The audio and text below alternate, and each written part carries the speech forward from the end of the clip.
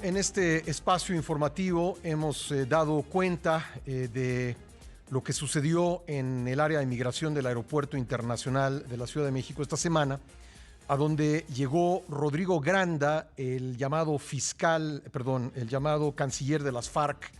Él llegó como parte de una delegación invitada por el Partido del Trabajo para un seminario internacional.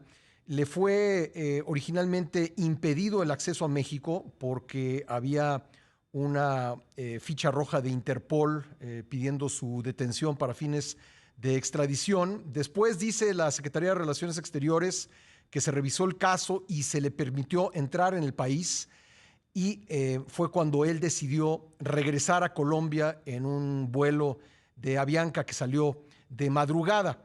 Esto generó muchas reacciones en Paraguay, donde Rodrigo Granda es buscado por el secuestro y asesinato de Cecilia Cubas en el año de 2004. Ha originado protestas en el país sudamericano por la falta de acción por parte de las autoridades mexicanas de detener a Rodrigo Granda para fines de extradición a Paraguay. Él estuvo 13 horas en México y, como le digo, pues al final se le permitió regresar a Colombia, de donde no puede ser extraditado a Paraguay por dos razones: porque hay un proceso de paz entre el gobierno y la guerrilla de las FARC, que pues lo hace inmune a delitos cometidos con anterioridad, y también porque no existe un tratado de extradición entre Colombia y Paraguay. Le agradezco mucho al fiscal Rogelio Ortúzar, quien fue parte del equipo de investigación del secuestro y asesinato de Cecilia Cubas en el año de 2004-2005, que me tome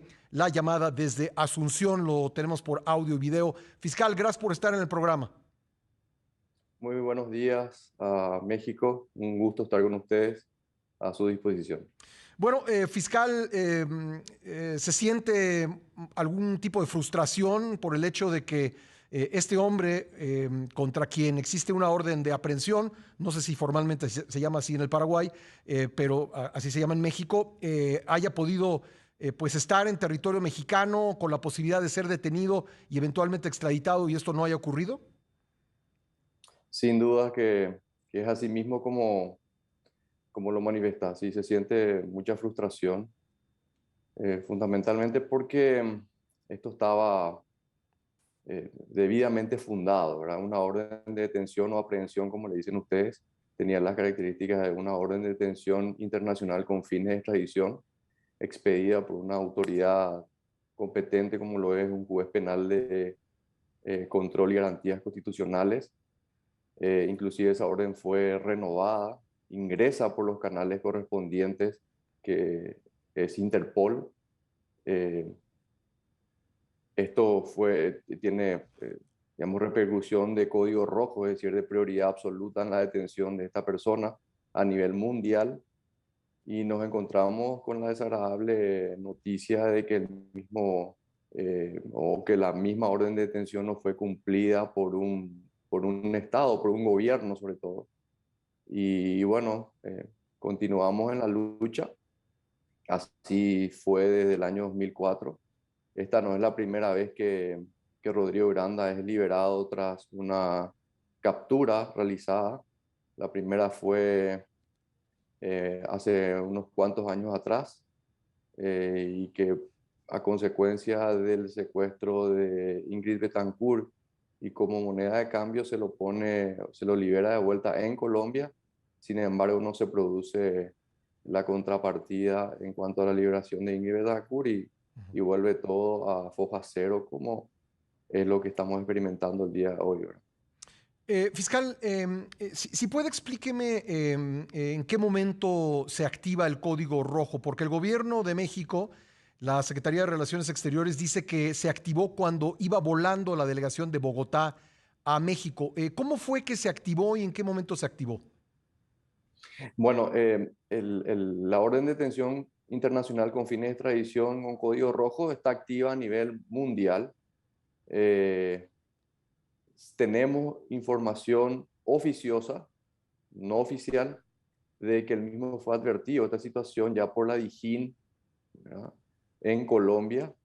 Y aún así, bueno, decidió ir hasta México, en donde al ingreso le comunican la orden de detención y se origina todo este impasse que finalmente eh, concluyó en la vuelta de él a Colombia, ¿verdad?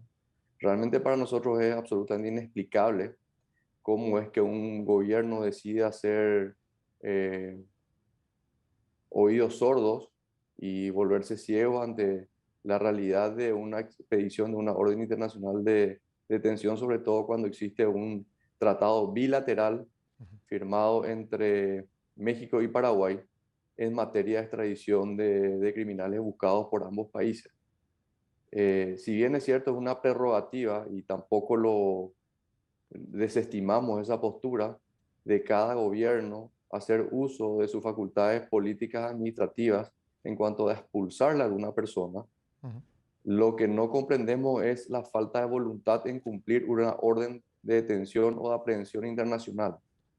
Eh, Estaba en sus manos absolutamente cumplirla, porque de hecho no es una prerrogativa cumplir una orden de captura internacional, sino es una obligación, y una obligación establecida en el derecho internacional público, Ujú. y más allá de eso, en un tratado internacional firmado por ambos países, el cual adquiere una trascendencia mayor a una ley interna de cada país, puesto que por la prelación de leyes, los tratados están por Ujú. sobre cualquier otra disposición jurídica de menor jerarquía, incluyendo leyes Sí. internas, salvo la Constitución, obviamente. Estamos conversando con el fiscal paraguayo Rogelio Ortúzar, pues sobre lo que sucedió con Rodrigo Granda en el Aeropuerto Internacional de la Ciudad de México. Él, el llamado ex canciller de las FARC, fue autorizado a volver a Colombia, pese a que había una orden internacional de detención con fines de extradición a Paraguay. Fiscal, entonces no es preciso lo que dice en su ficha informativa la Cancillería mexicana que la solicitud de detención fue activada cuando iba volando hacia México la delegación colombiana. No, eso no es cierto, eso no es verdad. Eh, de hecho, que ninguna orden de detención internacional o de hecho ninguna orden de captura a nivel nacional puede ser activada o desactivada en cualquier momento, salvo que exista una resolución judicial en contra de la misma, que la desactive o la inhabilite.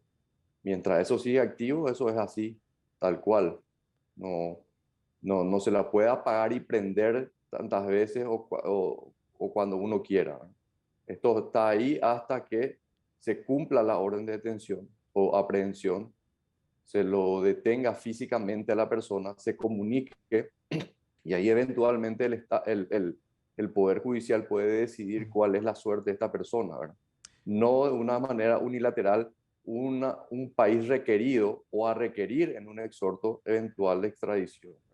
Acá existe eh, el Estado requerido, el Estado que cumple la resolución a nivel internacional, no es sino un sujeto pasivo dentro de la relación jurídica judicial que existe, ¿verdad? Es el país que establece o emite esa orden de captura internacional, es la que debe decidir si es que la mantiene vigente o no. La información de que una orden de captura internacional con código rojo se active o se desactive no es verdad, no es cierta esa información. Fiscal, ¿desde cuándo existe esta ficha roja u orden de captura internacional? Desde el año 2006. Desde 2006. Ahora, el gobierno en esta ficha informativa, el gobierno mexicano también dice que la autoridad de Paraguay se comunicó con la mexicana, pero, lo cito textualmente, dice que para entonces el interesado, así le llama Rodrigo Granda, ya no estaba en México. Su comentario, por favor. Esto sucedió, imagínate, esto se comunica a la República del Paraguay a las 20 horas, hora paraguaya. Estamos hablando de un horario inhábil nocturno. Aún así, según información que tiene el Ministerio Público, eh, se activó el canal diplomático, se acercaron documentos, pero inclusive hay información que se negaron a recibir por la inhabilidad de la hora en México inclusive. Y se le da el plazo de 8 horas, pero sin embargo en 5 horas se encargaron de ponerlo de vuelta en un avión y regresarlo a Colombia. Es decir, les dijeron, en este momento no podemos recibir sus documentos porque es hora inhábil en México, comuníquense nuevamente en la mañana. ¿Fue así? Esa es la información oficiosa que tenemos nosotros como Ministerio Público, como Fiscalía, sí. Fiscal, me queda un poquito más de 3 minutos, pero quisiera que nos ayudara, por favor, resumiendo cuáles son las pruebas que se tienen en contra de Rodrigo Granda. Entiendo que fueron sacadas de una computadora, pero cuénteme usted exactamente cuáles son las evidencias que se tienen de su participación en el secuestro y asesinato de Cecilia Cubas. Perfecto, sí, resumiendo y haciéndolo más breve, esto se origina a través de emails. Por un lado tenemos que se habilita un email de negociación entre la organización criminal paraguayos con asesoría presencial de FARC de Colombia y para iniciar las negociaciones a través de una sola cuenta de correo electrónico del cual tenía un password o contraseña común. Dentro de esa cuenta de email dejan olvidado, obviamente un error absolutamente involuntario, en la papelera un mensaje borrado de una cuenta de correo electrónico que era la cuenta musguero@hotmail.com. Aparentemente eso no tenía demasiada trascendencia dentro de lo que era la vorágine de todo lo que significaba la negociación e intentar ponerla en libertad a la secuestrada, que finalmente es asesinada en manos de estas personas. Y bueno, se inician las investigaciones en relación a esa cuenta. Tuvimos colaboración de la Microsoft, que es la dueña digamos, de los email Hotmail. Y ellos nos proveen, procedemos a abrir esa cuenta y ahí adentro es que se encuentra una cuenta, una comunicación entre musguero@hotmail.com, que finalmente se identifica como usuario a Osmar Martínez, que era líder en ese momento del secuestro que se estaba produciendo. Y se comunicaba con otra cuenta denominada trotador505@hotmail.com. A través de las investigaciones pudimos dar cuenta de que efectivamente trotador505@hotmail.com se trataba del usuario Rodrigo Granda Escobar, miembro del directorio de la Cominter de la FARC, es decir, de la Comisión Internacional de la FARC, conjuntamente con otras personas. Y también, por otra parte, nos colaboran las autoridades colombianas a través de información obtenida de unos computadores durante una incursión y dada de baja del alias Raúl Reyes, que no era otro que el nombre original Luis Edgar Devia. De esos computadores y registros se saca una cantidad inmensa de información referente al secuestro de Cecilia Cubas, que operó en Paraguay. Y ahí estamos hablando de negociación, de envío de un asesor colombiano a la FARC, que era Orlando Jurado Palomino, que también tiene orden de captura internacional con fines de extradición. Muy bien. Pues, fiscal... Bueno, y una serie de datos precisos, ¿no? Tengo que terminar ahora, pero por favor contésteme en unos segundos. ¿Usted no tiene ninguna duda de la culpabilidad de Rodrigo Granda?